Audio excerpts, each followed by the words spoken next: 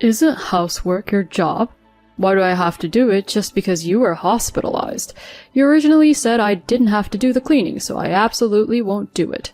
If you understand, then hurry up and clean. If you don't like it, let's get a divorce. After being hospitalized for 3 days due to overwork, I returned home and was speechless at the deplorable condition of the house. I wondered how the inside of the house could turn into such a mess in just 3 days.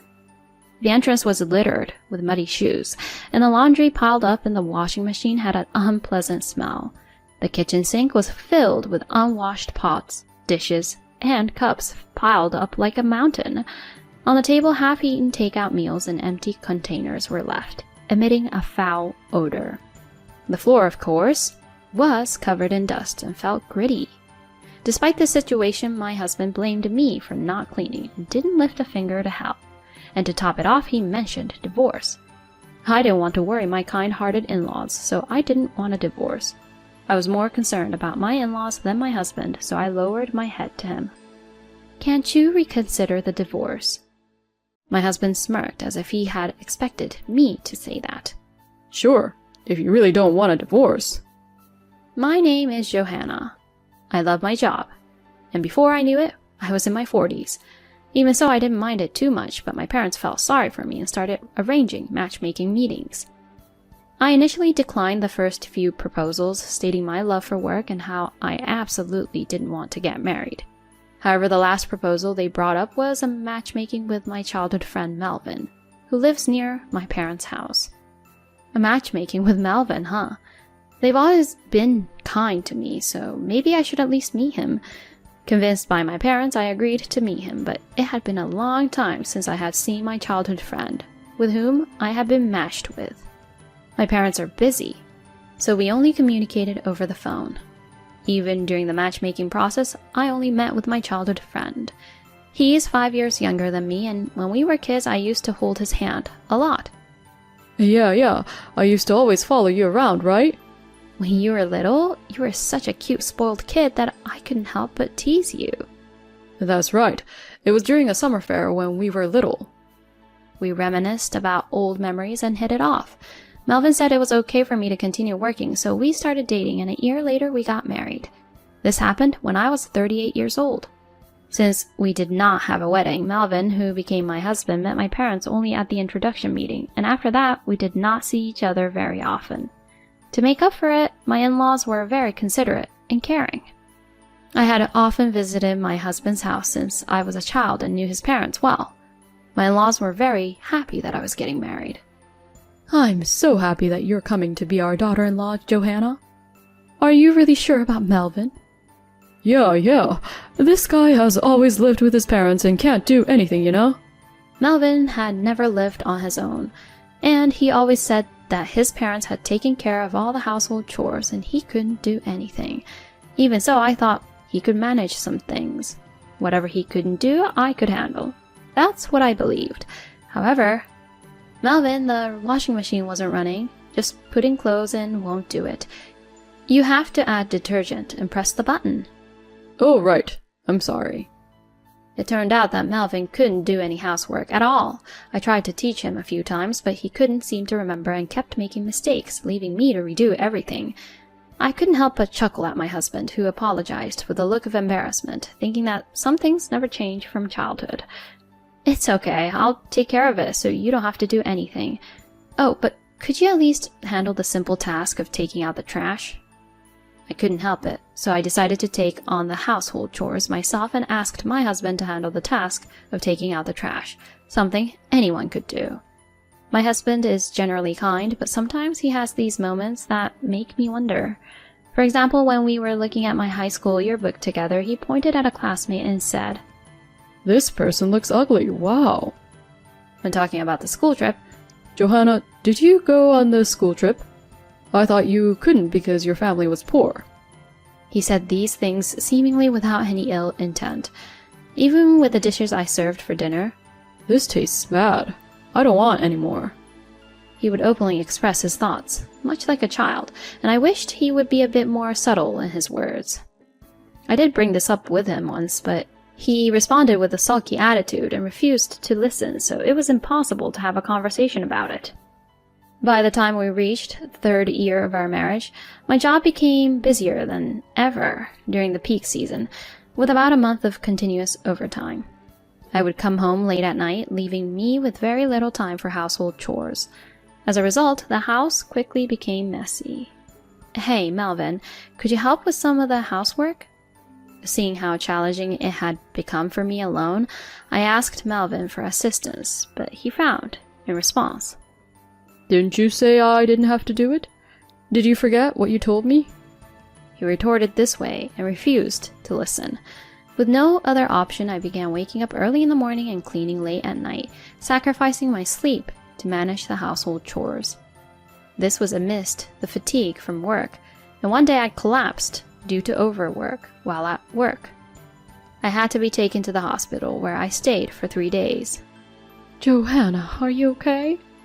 My in-laws came to visit, expressing their concern. They brought me a change of clothes and necessary items. "I'm sorry for causing you worry. I was just a bit tired." "Thank you for the things." "Melvin couldn't make it because he's too busy with work and household chores. He just dropped off the stuff at the doorstep." Although I felt a bit frustrated that he couldn't take some time off, I thought he might be trying his best to manage the unfamiliar household tasks, so I reconsidered. "You've been taking care of me since I was a child, haven't you?" "It's okay, it's mutual. More importantly, I'm sorry Melvin couldn't come. He can be a handful like a child, but he's a sincere boy. We're getting older and you're our only support, so please take care of him." "Of course." Despite feeling apologetic, I had no choice but to agree. My own parents traveled frequently during my childhood, so my nearby in-laws always looked after me and took me in. They were very kind and took good care of me. Because of their kindness and the gratitude I felt, I couldn't refuse their requests. However, when I returned home from the hospital and saw the state of the house, I couldn't believe my eyes. "What's going on here?" As I opened the front door, there were muddy shoes scattered all around and there was no place to step. When I tried to wash my hands in the bathroom, I found a pile of dirty, smelly laundry in the washing machine that hadn't been washed. In the living room, the kitchen sink was stacked high with unwashed pots, dishes, and cups. Next to them were leftover takeout food and empty containers emitting a foul smell. The floor was covered in dust, rough to the touch. How did it turn into such a mess in just 3 days? Even though I had just been discharged from the hospital, my head was already spinning. In the living room, my husband was lying on the sofa, relaxing and asleep. "I'm home. Hey, what's all this? The inside of the house looks like a dump. How about cleaning up a bit?" As I confronted my husband, he woke up suddenly and gave me an unpleasant glare. "What's the rush?" "The house is a mess. Weren't you supposed to take care of things while I was in the hospital? What have you been doing?" I scolded him, and in response, my husband shouted in anger. "Shut up! Isn't housework your job? Why should I have to do it just because you decided to go to the hospital on your own? You originally said I didn't have to do any housework, so I absolutely won't. You even said you would do all the housework, so I've put up with it." My husband became furious and yelled back at me. I was taken aback by his sudden change in demeanor, but it seemed like he was very upset about being scolded by me. I had always been the caring older sister figure who would do anything if asked, so perhaps he had expected an easy life after marriage. He uttered in frustration, "This has been disappointing." I had thought that the reason he couldn't come to visit was because he was working hard on the housework, so I felt betrayed. I was further perplexed by his attitude. What's going on all of a sudden? Then my husband began speaking as if he had given up on hiding something. "I'm dating a wealthy CEO's daughter in her 20s now. She's much younger and more attractive than you, and her family is rich. Plus, she's an excellent cook. You're nothing like her. There's no benefit for me in being with you anymore, so let's get a divorce." His words left me in shock. My husband had been having an affair, while I was busy with work and house chores. I hadn't noticed his change during those busy days. "I'll pay you alimony, you know. About $1,000. My husband, unfazed by my reaction, said with a laugh, I should probably divorce such a husband quickly. I understand that, but my in-laws were on my mind. My in-laws had asked me to take care of Melvin. If I divorced him in this state, it would only burden my elderly in-laws. Thinking about that, I couldn't bring myself to agree to a divorce. Could you reconsider the divorce? When I lowered my head to my husband, he gave me a triumphant look. I didn't know you liked me that much. Fine, we won't divorce, but you'll do all the housework, from taking out the trash and everything else. I won't do anything. Also, I plan to quit my current job and change careers, so you'll have to cover all the living expenses during that time. Oh, and improve your cooking skills. If you can't accept these conditions, then it's divorce. Understood. Reluctantly, I accepted these terms, feeling like a servant. A week later, my in-laws who came to check on me visited my home, so I opened the door. Johanna, how are you feeling? When my parents-in-law saw my face, they turned pale. Is something wrong? Never mind that. Just look in the mirror. Being dragged by my mother-in-law, I went to the bathroom and looked in the mirror as instructed. There, I was shocked. What is this? In the mirror, I saw a gaunt, disheveled figure with pale skin and a lifeless expression. I had been so busy with work, house chores, and taking care of my husband that I never took the time to look at myself in the mirror. To think I looked like this. My parents-in-law, upon seeing my condition, cried. I'm so sorry, Johanna. You should just leave Melvin. We are truly sorry for burdening you. You don't need to worry about us. Please, divorce that guy. They repeated their apologies many times. Afterward, we had a family meeting and the divorce was finalized, with my husband agreeing to pay proper alimony, not just the $1,000 he initially suggested. It seemed my husband never had any intention of continuing our married life. He had merely used me as an ATM for living expenses during his period of unemployment. My parents-in-law were furious with him and demanded an apology. But I, exhausted, declined their request and returned to my parents' home. The alimony was successfully transferred, and a month after the divorce was finalized, my parents had reserved a fancy restaurant for me today. As I waited for my parents, who were running late due to work, I was surprised to hear someone say, "Huh?" I turned around and saw my ex-husband standing there with a smirk on his face. Beside him was his new wife. Isn't it Johanna? You've aged, haven't you? You don't look 41. And you, just because you got alimony from me doesn't mean a place like this is suitable for a poor person like you, right? My ex-husband said, making a mockery of me. Leah is completely different. Her face and skin are much better than yours. A woman in her 20s is definitely fresher than a old hag. Plus, I'm happy because I married the president's daughter. Divorcing a poor person like you was the right choice. My ex-husband started boasting about his new spouse. When he mentioned a name, it sounded familiar. I couldn't help but stare intently at the new spouse. The moment the new spouse awkwardly looked away, I suddenly realized. I see. That's how it was.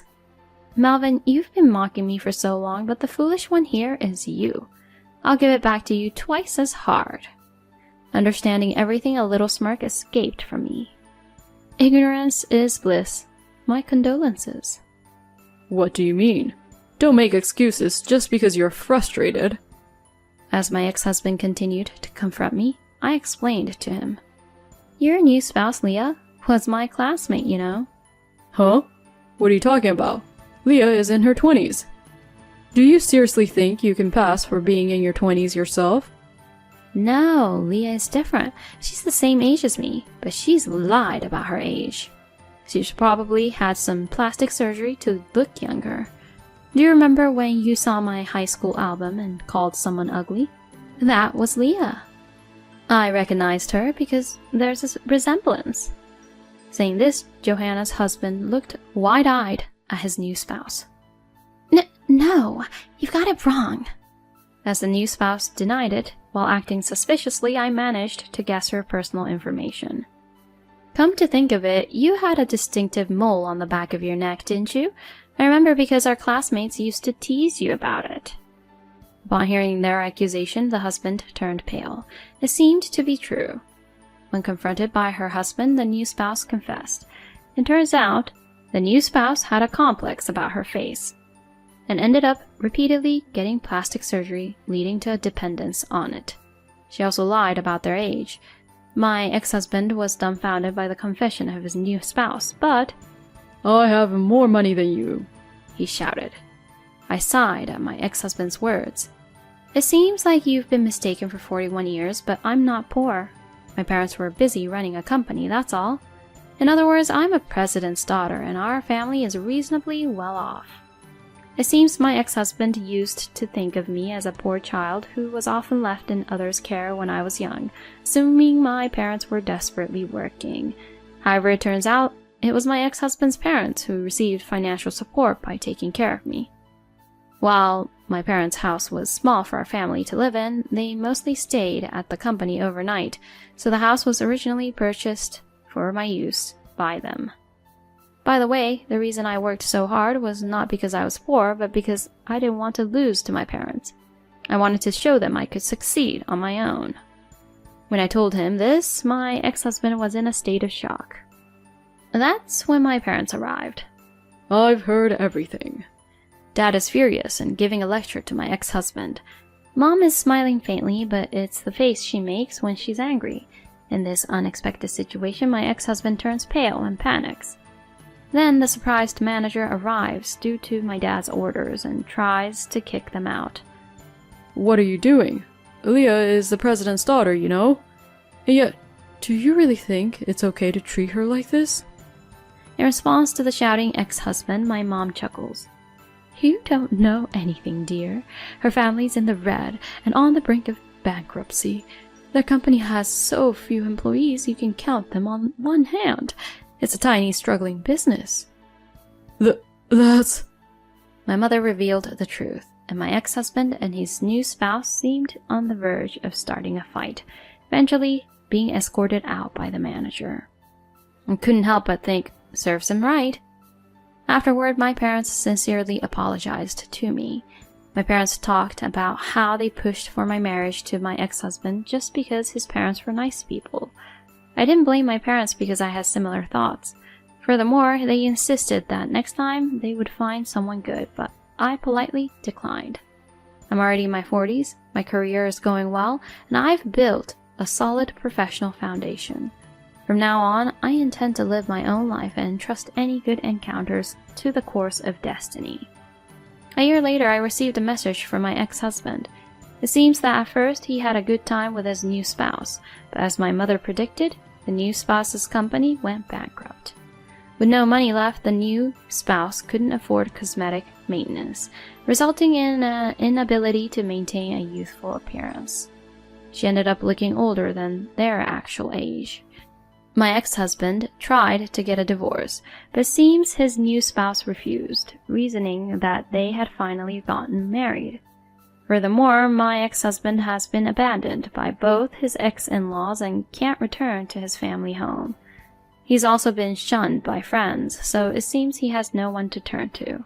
He doesn't have a job, and even part-time work doesn't last long for him. He came to me asking for alimony, claiming he's in financial trouble. But of course, there's no way I'll give him any. When I told him that if he contacts me again, I'll consult a lawyer, he never reached out again. I quit the job I was doing and joined my parents' company. Although I'm currently busy working as the future president, I find my work fulfilling and lead very satisfying days.